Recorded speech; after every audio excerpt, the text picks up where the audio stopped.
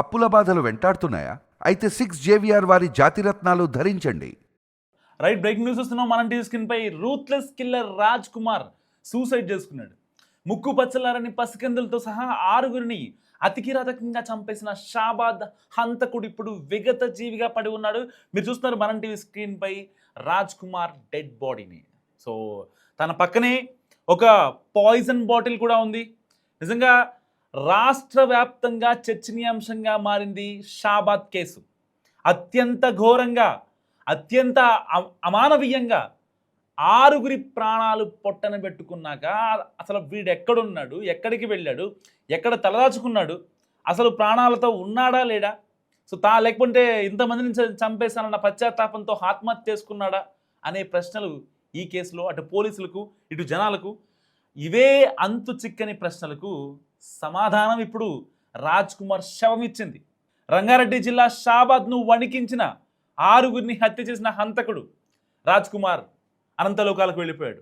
July 10న భార్య పిల్లలతో సహా 6గురిని నరరూప రాక్షసుల్లా గొంతు కోసి చంపేసి ఆ తర్వాత పరారైన రాజ్ కుమార్ తన మేనమామ ఊరైన కొత్తూరు మండలం పెంజర్లలో ఆత్మహత్యకు పాల్పడ్డాడు. పక్కనే పాయిజన్ బాటిల్ ఉంది. సో అంటే తాగి ఆత్మహత్య చేసుకున్నాడని తెలుస్తుంది. జూలై 10న అర్ధరాత్రి 6గురిని చంపిన తర్వాత రాజ్ కుమార్ పోలీసులకు చెక్కకుండా తప్పించుకుంటూ తిరుగుతున్నాడు. అండ్ అతని కోసం 12 పోలీస్ బృందాలు తెలంగాణ కర్ణాటక సరిహద్దుల్లో ముమ్మరంగా గాలింపు చర్యలు చేపట్టారు. ఈ క్రమంలోనే పెంజర్లలో అతని మృతదేహం పడి ఉండటాన్ని గమనించిన స్థానికులు వెంటనే పోలీసులు సమాచారం ఇచ్చారు. మృతదేహం పక్కన పాయిజన్ బాటిల్ కూడా లభ్యమైంది. తనపై పోక్సో కేసు పెట్టారనే కక్షతో జూలై 10న అర్ధరాత్రి 3 వేర్వేరు ప్రాంతాల్లో దారుణాన్ని కొడిగట్టాడు. మొదట షాబాద్ టౌన్లో మహేందర్ బాలిక అండ్ వాళ్ళ తల్లి వాళ్ళ నాయనమ్మలను నరికి చంపాడు. ఆమె సదరు మహేందర్ బాలికను అఖిల్ సాగర్ చెరువు వద్దకు తీసుకెళ్లి గొంతు కూర్చాడు. ఆ తర్వాత తన ఇంటికి వెళ్ళి భార్య కొడుకులను సైతం అత్యంత కిరాతకంగా ప్రైవేట్ పార్ట్స్పై పొడిచి మట్టుబెట్టాడు. ఈ ఘటన నిజంగా 2 తెలుగు రాష్ట్రాలు సంచలనంగా మారింది. సో ఇలాంటి కేసులో అక్కడ ఉండే బాధితులు ఎవరైతే ఉంటారో ఈ యొక్క నరహంతకుడు రాజ్ కుమార్ని, రూత్లెస్ కిల్లర్ రాజ్ కుమార్ని ఏదైతే తన కొడుకులు 2 చంపాడో అండ్ వాళ్ళ ఆవిడ శవం ఎక్కడైతే ఉంటుందో అక్కడికి తీసుకెళ్ళి వాడి అంత్యక్రియలు కూడా అక్కడే చేయాలి. అంతకు ముందు అయితే వీళ్ళు మొదటి నుంచి చెప్తున్నటువంటిది వాడిని ఎన్కౌంటర్ చేయాలని చెప్పుకుంటూ వస్తున్నారు. సో ఇలాంటి నేపథ్యంలో వాడి చుట్టూ 100 మంది పోలీసులు గన్నులు తీసుకొని నుంచొని చచ్చిన శవాన్ని కూడా తనివి తీరా ఎన్కౌంటర్ చేయాలంటూ అక్కడ ఉన్నటువంటి బాధితులు ఎవరైతే ఉంటారో వాళ్ళు చెప్తున్న పరిస్థితి అన్నమాట.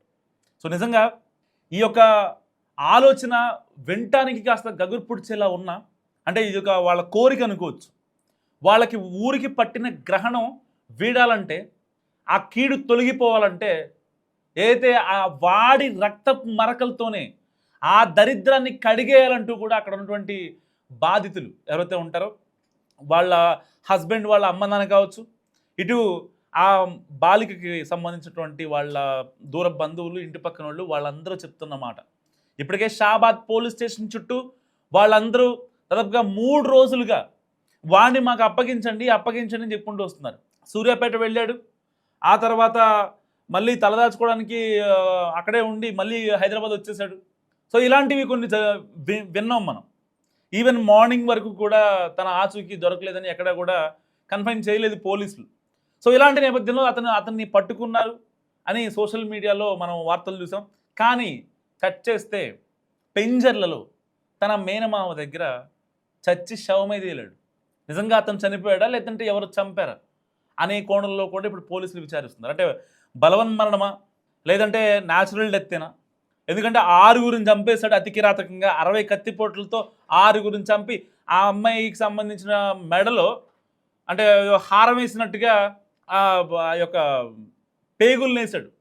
సో ఇలాంటి నేపథ్యంలో ఇప్పుడు తన తండ్రికి ఫోన్ చేసి నేను కూడా చనిపోతున్నా అనేది మరి వాళ్ళ మామయ్య చెప్పినటువంటి ఇన్ఫర్మేషన్ని వాళ్ళ డాడీకి క్యారీ చేశాడా లేదంటే ఇంకేమైనా మధ్యలో అదృష్టం జరిగిందా అనే దాని గురించి కూడా ఆలోచిస్తున్నారు.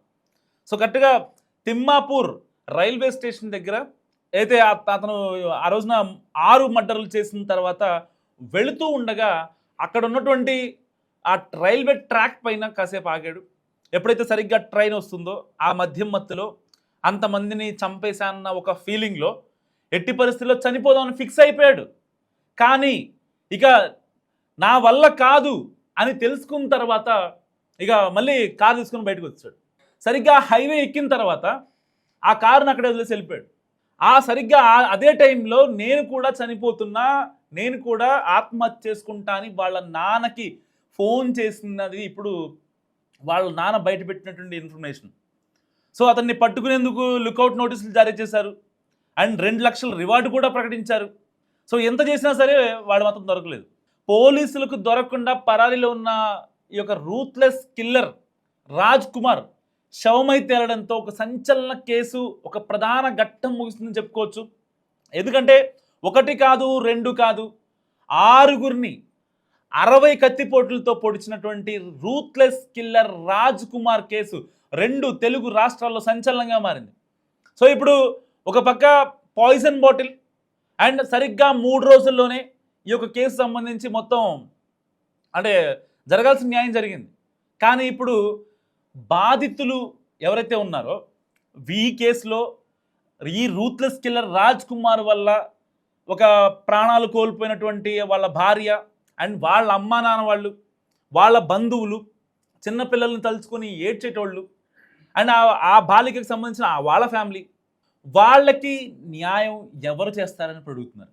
అదేంటి, ఆల్రెడీ రాజ్ కుమార్ చనిపోయాడు, వాడికి పశ్చాత్తాపానికి మించిన ప్రాయచిత్తం లేదు, వాడు చచ్చిపోయాడు, వీళ్ళు చచ్చిపోయారు, చావుకు చావు జరిగిపోయింది కదా అనుకుంటారు.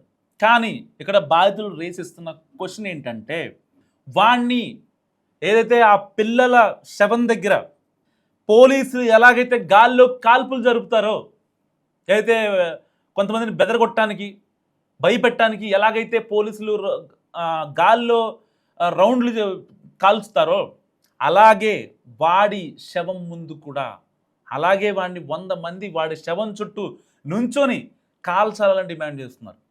అప్పుడే మా ఊరికి పట్టిన మకిల పోతుంది, మా ఊరికి పట్టిన దరిద్రం పోద్ది.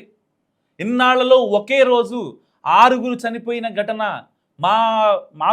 మాకు తెలిసి ఇన్నాళ్ళలో జరగలేదు. ఇలాంటివి ఇకపై జరగకుండా ఉండాలంటే ఇలాంటి ఒక తీవ్రమైన నిర్ణయం తీసుకోవాలంటూ కూడా బాధితులు మాట్లాడుతున్నారు. చాలామంది పెద్దవాళ్ళు, వృద్ధులు, వయోవృద్ధులు, కాస్త అంటే గవర్నమెంట్ టీచర్లు, ఇలాంటివి ఇంకొకసారి అంటే ఒక మైనర్ బాలికని రేపొద్దున వాడిని టచ్ చేయాలి అంటే వాడికి లైఫ్ లాంగ్ గుర్తుండిపోవాలి. సో దానికోసం అంటే గత 2 రోజులుగా అంటే ఆ అమ్మాయి వాళ్ళ ఫ్యామిలీని ఎలా వేధించింది తెలుసు, వీడు చేసిన ఇలకత మఫ్లే తెలుసు అండ్ వీడి ట్రాక్ హిస్టరీ ఇంకా నెక్స్ట్ లెవెల్లో ఉంది. అసలు ఎంత ఘోరాతి ఘోరం అంటే వీడి ట్రాక్, ట్యూషన్కి వెళ్ళి ట్యూషన్ టీచర్ని వీడు లైన్లో పెట్టాడు అండ్ ఆవిడకి సిగ్గులు అయిపోవడం ఇంకొక విషయం. ఇక్కడ అంటే నిజంగా మహిళల్ని మళ్ళీ గౌరవించట్లేదు అని కూడా ఉంటారు. ఆల్మోస్ట్ వీళ్ళిద్దరి మధ్య 8 years గ్యాప్. ఆల్రెడీ వీడికి సంబంధాలు చూస్తున్నారు, ఆవిడకి సంబంధాలు చూస్తున్నారు. ఆవిడకి సంబంధాలు చూస్తుంటే వీడిని చెడగొట్టి వాళ్ళని ఏమని మీ ఇద్దరం గర్ల్ ఫ్రెండ్స్ బాయ్ ఫ్రెండ్స్ అని చెప్పుకొని వీడికి నచ్చిన దాంట్లో ఏదో ఒకటి చెప్పి మాయ చేసి ఆ అమ్మాయికి వచ్చిన ఏదైతే సంబంధాలను మొత్తం క్యాన్సిల్ చేసి చివరి ఆఖరికి ఇద్దరు కలిసి పెళ్లి చేస్తున్నారు. మళ్ళీ వేరే వాళ్ళ గురించి అనుమానించడం అండ్ వేరే వాళ్ళని ఈ కేసుల్లోకి లాక్కురావడం, వీడెక్కడో దొమ్మిలు ఇలాంటివి చేసి ఒకరోజు జైలుకి వెళ్ళటం, కోర్టులు కేసులు అని తిరగడం, వీడి లైఫ్ లాంగ్ 25 ఏళ్ల కెరియర్ మొత్తం ఇలాగే జరుగుతుంది. ఎక్కడా కూడా అసలు అంటే ఒక మంచి పని ఇవాళ చేశాడు, ఇవాళకి హాయిగా పడుకుందాం, ఎవరికి హామ్ చేయలేదు, ప్రశాంతంగా ఉంటా అనే ఒక భావన వాడికి ఎప్పుడూ లేదు. లైఫ్ లాంగ్ అన్ని రీగ్రెట్సే, ఎటు పోయినా అదే రీగ్రెట్తో ఇప్పుడు ఆత్మహత్యకు పాల్పడ్డాడు. వాళ్ళ డాడీ ఫోన్ చేసి ఉంటాడు, సో జరిగింది నేను కూడా చనిపోతున్నా అంటే దానికన్నా శుభ్రమైన పని ఇంకోటి ఉండదు అని చెప్పుంటాడు. ఎందుకంటే ఒకరిని కాదు ఇద్దరిని కాదు 6గురిని చంపాడు. బేసిక్గా ఈ కేసులో 6గురిని చంపిన తర్వాత ఏ తండ్రి అయినా సరే, కన్న కొడుకైనా కన్న కూతురైనా సరే ఆన్ ది స్పాట్ ఎన్కౌంటర్ చేయాలని అంటారు. ఎందుకంటే అంత కిరాతకంగా కడుపున పుట్టినటువంటి బిడ్డల్ని కూడా చంపాడంటే వాళ్ళ ప్రైవేట్ పార్ట్స్పై అత్యంత దారుణంగా అండ్ కట్టుకున్న భార్యని కూడా, పోనీ ఆ పిల్ల ఏమన్నా తప్పుడు పనులు చేసిందా, పిచ్చి పిచ్చి పనులు చేసిందా, లేదు, కేవలం ఆ తాగిన మత్తులో ఇక ఎవరికి ఏం చెప్పుకోలేని సిచ్యువేషన్, తాగిన తలకెక్కేసింది, చేసిన ఘోరాలు, చేసిన అన్యాయాలు, అరాచకాలు, అక్రమాలు ఇవన్నీ మైండ్లో తిరుగుతున్నాయి. ఏం చేయాలో అర్థం కాని సిచ్యువేషన్లో వాడు వచ్చాడు అక్కడికి. అప్పుడు వాళ్ళ ఆవిడ చెప్పిన స్క్రిప్ట్ ఏంటో తెలుసా? పిల్లల్ని ఒకసారి చూడాలనిపిస్తుందని చెప్పి అర్ధరాత్రి ఆల్మోస్ట్ టైం 11:30 PM. ఏం చేస్తారు? పిల్లలు పడుకుంటారు. సో అప్పుడే వాళ్ళ దగ్గరికి వచ్చి వాళ్ళని కూడా అంత కిరాతకంగా చంపేయడం జరిగింది. సో నిజంగా ఇప్పుడు బాధితుల డిమాండ్ ఏంటంటే ఎట్టి పరిస్థితుల్లో చచ్చిన శవాన్ని మళ్ళీ ఎన్కౌంటర్ చేయాలి. 100 మంది పోలీసులు వాడి శవం చుట్టూ తిరుగుతూ గాల్లోకి ఎలాగైతే కాల్పులు జరుగుతారో వాడి గుండెల్లోకి వాడి ఏదైతే వీళ్ళని ఎలా అయితే ఇచ్చేసాడో అలాంటి ప్లేసుల్లో వాడిని ఫైర్ చేయాలని చెప్పి ఇటు బాధితులు మాట్లాడుతున్న పరిస్థితి.